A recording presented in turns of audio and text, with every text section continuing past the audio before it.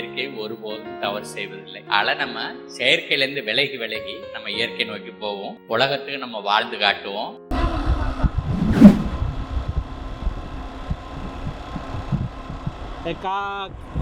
கிட்ட வந்துட்டோம். அப்படியே ஃப்ரண்ட் கேமரா காமிக்கிறேன் பாருங்க. இது கடவுர் சுருமான்பட்டி, கடவுர் கிராமம், சுருமான்பட்டின்ற கிராமம். அதுக்குள்ளே வந்துட்டோம்.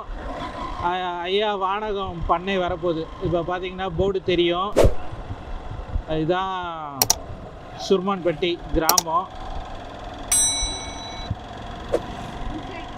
இங்கேருந்தே ஒரு 5-10 நிமிடம் தான் வானகம் பண்ணை வரப்போகுது. இதில் எனக்கு பெரிய இதான ஒரு விஷயம் என்னென்னா, நான் ஐயாவை நேசிக்க ஆரம்பித்து பார்க்கலான்றதுக்குள்ளே அவர் மறைஞ்சிட்டார். ஆனால் அது எனக்கு கொஞ்ச நாளுக்கு பிறகு தான் தெரியும்.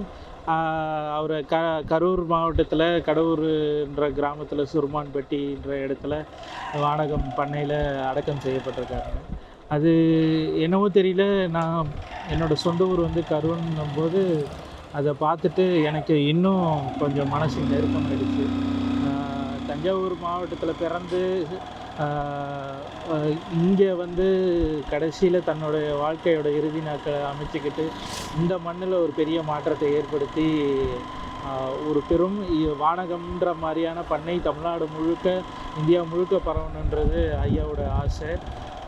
அது வந்து என் கிராமத்தில் நான் பிறந்த ஊரில் இருக்குன்ற போது அது எனக்கு ஒரு பெரிய மகிழ்ச்சியான சந்தோஷமாக இருந்தது. அதனாலேயே நான் அடிக்கடி வரேன். அதுக்கு முன்னாடி என் ஊருக்கும் எனக்குமான தொடர்புன்றது குறைவாக தான் இருக்கும். எப்பயாவது ஒரு வாட்டினா இதில் வந்து எங்கள் ஊர் கிராமத்தில் வந்து திருவிழா நடக்கும்போது வருவோம், இல்லை ஏதாவது குடும்பத்தோட நல்லது கெட்ட நிகழ்வுகளை கலந்துப்போம். ஆனால் இப்போது வானகம் பண்ணைக்கும் எனக்குமான உறவு ஏற்பட்ட பிறகு வருஷத்தில் ஒரு வாட்டியாவது, வருஷத்தில் 2 வாட்டியாவது வந்து போகணுன்ற ஒரு பெரும் ஆசையும் ஆவலும் எனக்கு இருந்துக்கிட்டே இருக்கும். ஆல்மோஸ்ட்டு வந்து நம்ம வானகம் பண்ணைக்கிட்ட நெருங்கிட்டோம். வானகம் பண்ணை வரப்போகுது. கிட்ட வந்துட்டோம், ரொம்ப கிட்ட வந்துட்டோம். இங்கே உள்ளே போனோடனே நம்ம இந்த இடம் வந்து இன்னும் ரொம்ப முக்கியமாக சொல்லப்போனால் வெறும் சுண்ணாம்பு நிலமாக இருந்தது ஐயா வாங்குகிற காலகட்டங்களில். அங்கே எதுவுமே விளையாதுன்னு ஒரு எடுத்து இந்த பண்ணையை மாற்றும் போது இங்கே சுற்றி இருக்கக்கூடிய கிராம மக்கள் வந்து இந்த வயசான முதியவருக்கு வந்து பைத்தியம் பிடிச்சிக்கிச்சு. இந்த சுண்ணாம்பு நிலத்தை வாங்கி இது வேளாண்மை பண்ணுறேன்னு சொல்லிக்கிட்டு இருக்கிறாரு, இது வந்து வேலைக்கு ஆகாதுன்னாங்க. ஆனால் இன்றைக்கி இங்கே சுற்றுப்பட்ட கிராமத்தில் இருக்கக்கூடிய எல்லாருக்கும் தண்ணி தர்றதே வானகம் பண்ணை தான். நம்ம வானகம் பண்ணைக்குள்ளே நுழைய போகிறோம். வந்துட்டோம், ஆல்மோஸ்ட்டு ரீச் ஆயாச்சு. ஆமாம், ஸோ வானகம் வந்துட்டோம். இதுதான் வானகம்.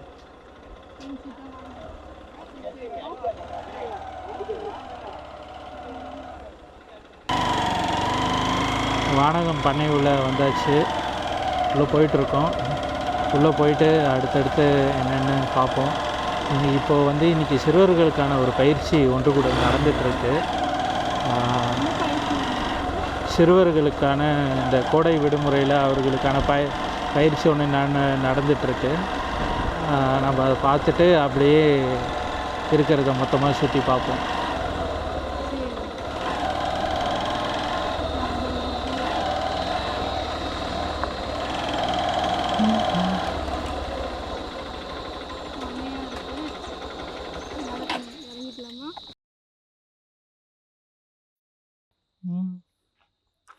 இப்போது ஐயா வந்து அடக்கம் பண்ணியிருக்க இடத்துக்கு கூப்பிட்டு போகிறேன். அவர் அங்கே ஒரு நாய் இருக்கும், எதுவும் பயப்படாத, எதுவும் பண்ணாது, சரியா? ஓகே.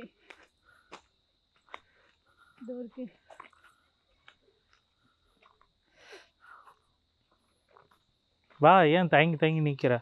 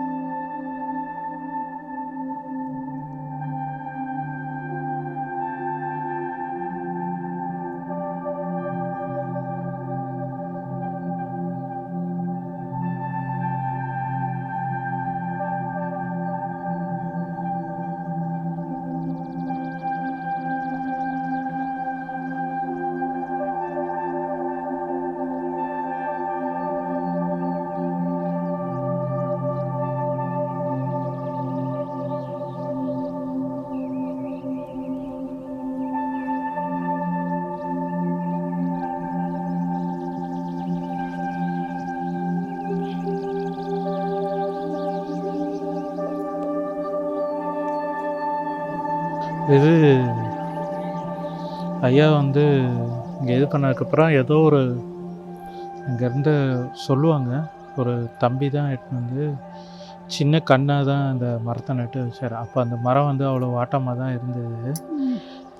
பிறகு இப்போ இந்த மரம் பார்த்திங்கன்னா பெரிய இதாக வளர்ந்துருக்கு. அது மட்டும் இல்லாமல் ஐயா இந்த மஞ்சள் வேம்புக்காக காப்புரிமை பேட்டன்ட் ரைட்ஸ் வாங்கிறதுக்காக பெரிய உலக நாடுகளுக்கு பயணம் பண்ணி வெளிநாடு போய் பெருத்த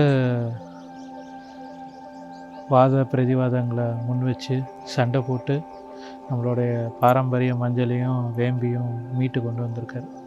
அது நினைவாகவும் இந்த மரம் இருக்குது.